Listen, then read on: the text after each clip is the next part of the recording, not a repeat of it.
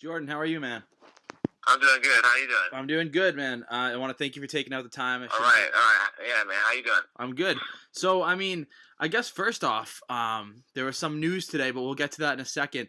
Just to wake up a couple days later and kind of know that you are in the UFC, is there any words yet that you can kind of put to that emotion? There's a lot of words, but the heaviest ones I feel are just, there is a little bit of shock, and but like just like inner recognition, dang, I'm here, but I belong here, and just how I did it makes me feel like I just took a longer road that made me it wasn't like I feel like the shock is now gone, and it's like fuck, all right, now it's just like it's time to work. Mm-hmm. Like the feeling is like eager. I feel all that good. I feel all that mushy gushy stuff. But at the same time, I'm like, it's like I'm hungry right now, Mm-hmm. and I'm confident to have a strong appetite. Absolutely, here to stay, and that strong appetite looks to be fed as in just a few weeks you got your first UFC debut. Yeah, a 17-day notice. It's kind of like I feel like they're kind of rewarding me with this asking you shall receive type of mentality. I was just like, in the post-fight interview, well, I did one interview before, and they asked me questions that really got me thinking. So by the time they asked me after the fight, I already knew my answer. They asked me, what do you plan? I was like, you know what? Well, I heard Abu Dhabi was going on for 4 or 5 weeks. It'd be cool, They just jokingly, really, come on now. I don't even know if at this point before the fight, I don't know if I'm going to get the contract. Now after I get the contract, I was like, let's just follow up with this joke. I was like, hey man, I thought, I just might as well just throw out Abu Dhabi. And then literally less than 24 hours, my manager hits me up. He's like, you want to fight October 3rd? And I was like, wait a minute. That October 3rd, that mean Abu Dhabi? And he's like, yes, sir. I was like, are you kidding me? It's kind of like, it's like finally, I feel like I've been rejected for so long. I've been rejected by it's like the hot girl at school, Mm-hmm. and she's like, she doesn't give you any time of day. And then finally, she's like, and the 2 times you give her the time of day, she's like, get out of my face, you're not good enough. And then second time enough, and that's with judges denying me, with Dana denying me, and then finally when I give my shot. The 3rd time I do it, and now they just give me a fight right away on the biggest platform. It's the biggest thing. It's UFC Fight Island is just as big as UFC right now. Just with everything with the COVID and everything, it's just to be put on that. It's just mentally monumental. Absolutely, and I love that analogy of the hot girl at school. I think we've all been there. Yeah. So sorry to finish the analogy. I'm sorry to cut you off. You go ahead. And then finally, the hot girl turns around and then she asks you on a date, and then she's like, oh, and now she wants to be your girlfriend. Whoa, this is too fast. You were chasing this girl alive, and I was like, oh, this is too fast, But then it's at the end of the day, it's not too fast. It's exactly what you want. Absolutely, that UFC is that hot girl.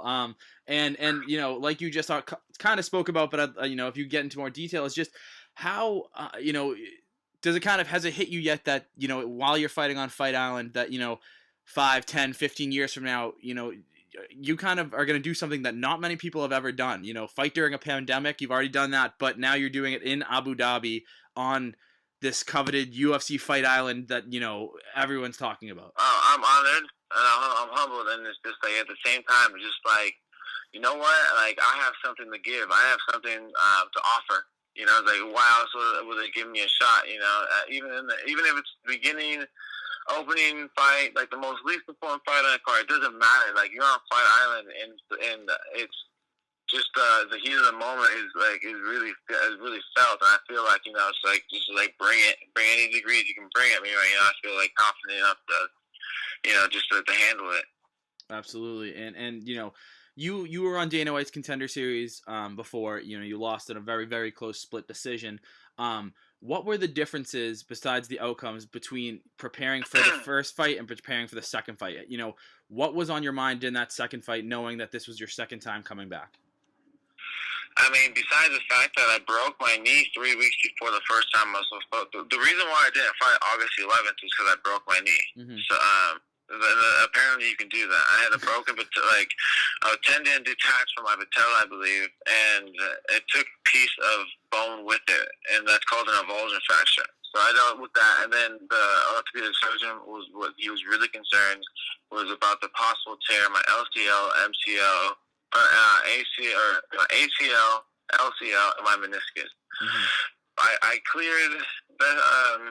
I cleared that screening and no tears, just a broken knee. We let that heal, and UFC was kind enough to push the fight back with Jordan Wright to October 6th, and then of course Jordan Wright gets pulled up, leave me opponentless for 2 weeks, and then they hit me up. They're like, "Hey, have you been training? We have a shot for you in 13 days against Rodriguez." So by the time that fight comes, and to answer your original question, I felt like the pressure was it was monumental. I was I'd say I was in the deepest valley before any training camp mentally, because it's a mental hill that you climb out.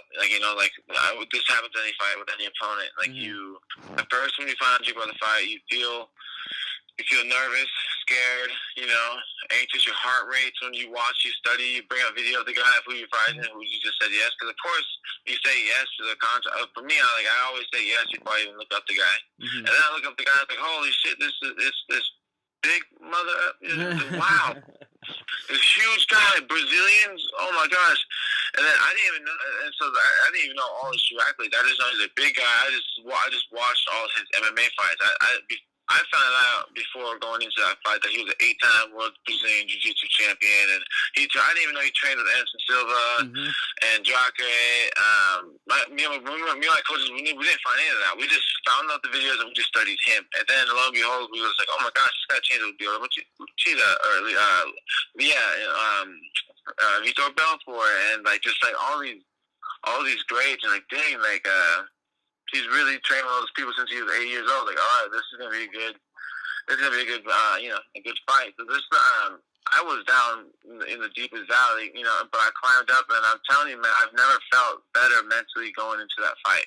A day on Sunday, we actually bumped into each other on the bus to go get food together. I walked up and I started playing mental fuse. I shook his hand, making him think that I'm a just nice, polite guy. Mm-hmm. And I always hated that in high school. When I was about to face off my rival, he would always come up and shake my hand. He's just a nice, friendly guy. He's like, hey, we're about to wrestle again. I'm like, dude, get out of my face.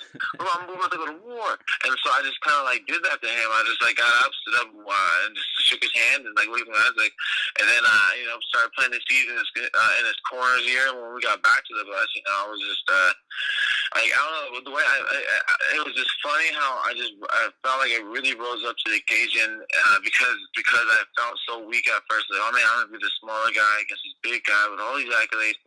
And then when I went there and I saw him, I was like, look at all those muscles. He's gonna freeze up. He ain't gonna last the round 3. He can't. He can't. And then I was kind of I sipped my own Kool-Aid, if you will, to kind of to get the build up that confidence. And then it was just funny. I was slipping hints to his corner, hey, I grew up wrestling.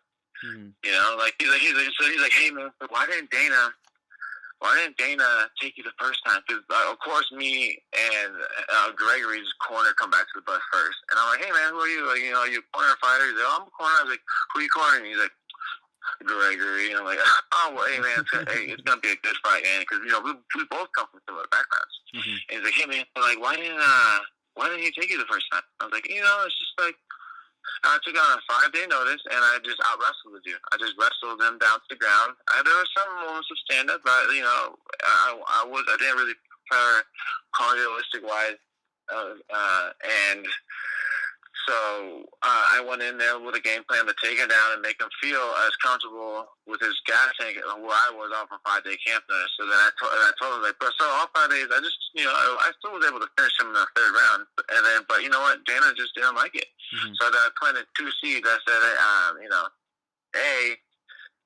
I'm a wrestler, so it's going to be a hard match to bring this to the ground. I mean, we can go there, but really, I don't want you to get my arms tired trying to out wrestle you and then take away my slugging power, because I know he had to act like to do that by this time. Mm-hmm.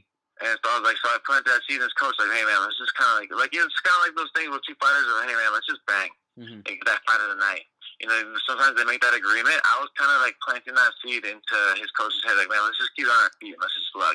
You know, and then the other second seed, I was like, you know, even if you do happen to finish a small guy with your ass, it better be a phenomenal finish, because I finished the guy on a 5-day notice in the 3rd round, and Dana wasn't impressed. So, you know, your boy better come with some heat on the ground. So basically, I was all that going on mentally before this fight. I don't know if this is a long answer to your question. I felt like I said it. Like it was just like I was just doing stuff that I never thought I would do. I never planned on talking to his corner, but yeah, I was. Here I am, telling him to keep it up. Let's just slug it out and bang. Absolutely, and that mental warfare definitely worked, as you got the huge win. So another thing that was talked about a lot, and I'm sure you've answered a lot of questions like this throughout your career, is being a diabetic and a UFC fighter. Mm-hmm. So if you can just give us some background on that, because I'm sure that as a fighter, it is not the easiest thing to do in the world. No, it is not. My whole life, they've been telling me. So do you want me like what people have told me, or just like my personal experience of like what I have to go through to be a diabetic fighter in the UFC? I'd love to hear both. What have doctors told you before that you can't do this, and what trials and tribulations have you gone through that have gotten you to this point? Man, I'll say this from the beginning that no doctor, every doctor since I was 19 have always told me that I should not be fighting. And it's a bittersweet pill, because I just started fighting. I found out I was diabetic like a month after I started fighting. Mm-hmm. It was in my college. When they read that accolade when I was JUCO state champion, I wish they could put an asterisk. That was the year he found out he was diabetic. Mm-hmm. I found out I was diabetic mid wrestling season. For some reason I weighed 178 and I couldn't cut the 174. And I didn't know why. People were coming up to me and asking me, like, dude, like, you look like you're on crack, man. Are you doing drugs? And I'm like, what, are you kidding me, man? And then so I looked so sick and pale. Then luckily a girl I was dating at the time told me, like, hey, man, you sound like a diabetic. Or, she was taking a medical assisting course at the time. Mm-hmm. And her grandpa was diabetic. So we go to the doctor, and they test me, and then we find out I'm diabetic. That was mid-wrestling season. So then they tell me I'm the wrong type of diabetic. They say I'm type 2. Mm-hmm. It takes them a month. They give me the wrong medication. Mm-hmm. This is all during wrestling season. I'm still getting sicker and sicker, even though they find I'm diabetic. Yeah. I'm losing weight. And then finally, they're like, hey, we think you're type 1. You just went through a honeymoon phase. No, they're just trying to cover their ass, because since I've been diagnosed, I've met people who have been really smart, and they've talked to me, like, they just showed me a book about eating magnesium, and that so helps diabetics, and it's like, and so these doctors don't really know that much. That's what I already found out from the beginning, that you don't trust these doctors, because they didn't even diagnose my diabetes correct in the first place. Mm-hmm. They said I was type 2 and I was type 1. And then I read one page in one book that my friend gave me. The very first sentence had more knowledge than all those doctors had ever told me. Mm-hmm. So then, so mind you, those are the same doctors who are telling me, like, hey, do you bleed? And then, they're going on solid facts. Like, I got this cut on my finger and this shit won't heal. Mm-hmm. So, it's just like, shit does take longer for me to heal. And sometimes I will damage easier, but I bruise, I'll color up sometimes, it's just something I deal with. But I found out this mid wrestling season, back to that story, and then this is back to the point of when I found out this wrestling season, I moved up to 187. Because now I'm on insulin. Now I'm gaining weight. Now I'm fatter, bigger. Now I'm getting bigger weight. Now I'm too fat. Mm-hmm. Now I'm walking around at 207, 210, cutting down to 197. and dealing with all this weight that I never had, and like, but you know, I was correctly diagnosed, and I was able to eat, and my body, I think, just really maintained, and then I ended up at the end of the season winning that JUCO state championship at 197. Awesome. Finding out I was diabetic, a type 1 diabetic, like no more than a month before that state title. That's wild. You know what I'm saying? So like, that's my start to my diabetic journey. Mm-hmm. And then meanwhile, I faced Max Griffin, who's a current UFC fighter. That's the first time I won a championship. I remember checking my blood sugar. My blood sugar was like 300 in the 300s for like a week. And if you don't know, that's really bad. Yeah. And that was when I faced Max Griffin, and we went 5 3-minute rounds for an amateur world title, and guess who brought back the belt? You know, mm-hmm. and I won that fight. So, you know, from the beginning, I just kind of like had a chip on my shoulder when these doctors. And it was a pretty heavy, well-deserved chip to carry. Absolutely.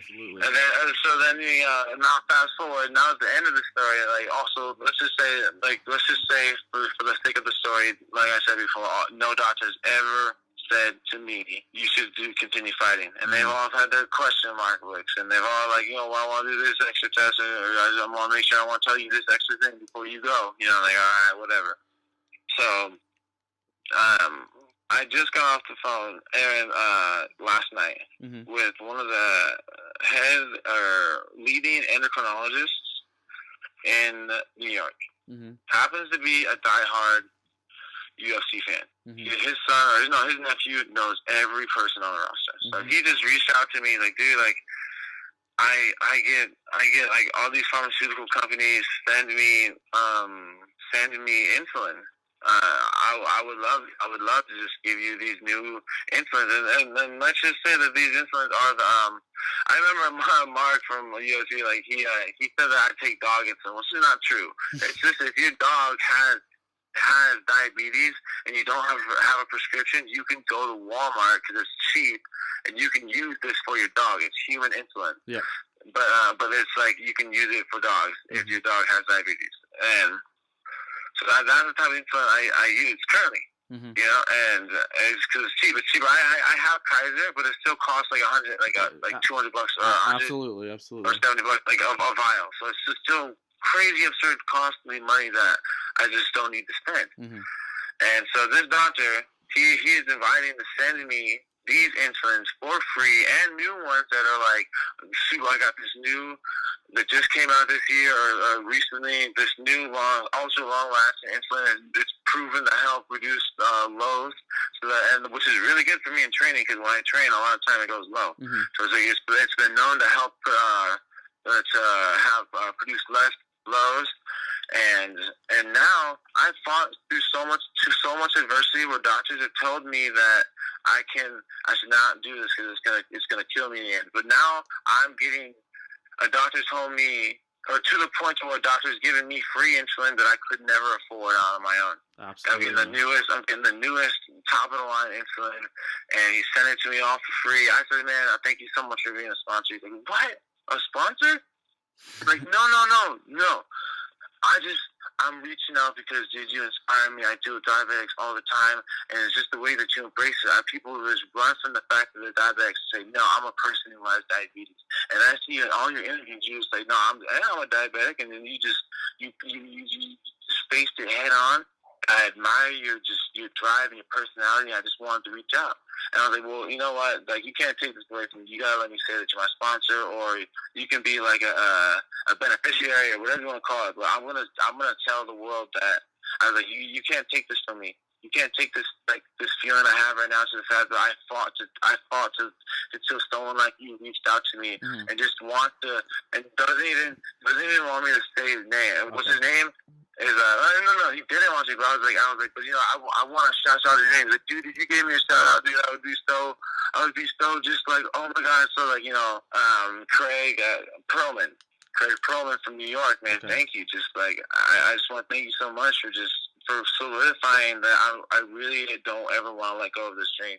And it's simply like, anyone I face, even if it's a bigger odds, just more comfortable. It's like, and you know, if I go out, I'm just know I'm going out on my shield. Like I'm going out. Like you're gonna have to punch me harder than that Brazilian did, to take me out. Absolutely. You know, and just remember that. You know what I'm saying? It's real. Like you're gonna do way more than that. You're gonna have to be maybe a 10-time world jiu-jitsu Brazilian champion. Mm-hmm. You have to maybe train with. Maybe you're gonna have to be. Oh, I trained with Anderson Silva in his prime. Maybe you have to fought Anderson Silva. You know what I'm saying? Yep. Like you're gonna have to. Like those are all things you have to tell yourself. Or like when that I feel like that you have to tell yourself when you step in the cage with me. Mm-hmm. You know, it's like I feel I have to tell myself that now. Absolutely, and that is an insanely special story. That, you know, to go from doctors telling you don't do this to now a doctor giving you what you need to even improve yourself to another level is just special. And my last question for you is just and it goes hand in hand with this doctor is, you know, just being an inspiration for people with diabetes and even other, you know, situations where they're told they can't do something, and I'm sure that hearing from those people is even more just special than winning in the cage. Just hearing that you're someone's inspiration. How does that feel?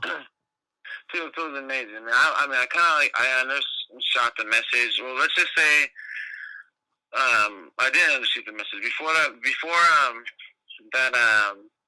fight. I had about 5 people that week with diabetes reaching out to me, but it's been in the tens or hundreds throughout the years that have reached out to me. Like, dude, like I have like now I have so many requests from diabetics. Like the very first request I opened up out of like let's just say a shit ton was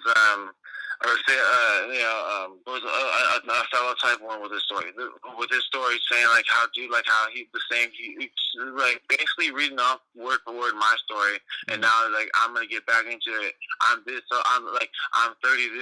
years old. I feel like, oh no, he's like I'm 29 years old, same age as me. He's like I was like what? Like this is kind of like a movie. Like you can't like the first message I opened, this guy's like the same age as me. Like, are you kidding me? Like it's like no, like, this is a lie.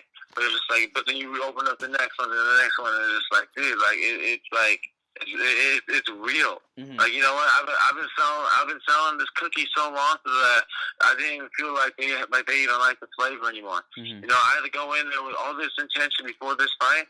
I was like, you know what? Like, people know I'm the diabetic. I'm now I'm trying to say I'm a bad motherfucker. That's my message. Yeah. That's the message I'm trying to say.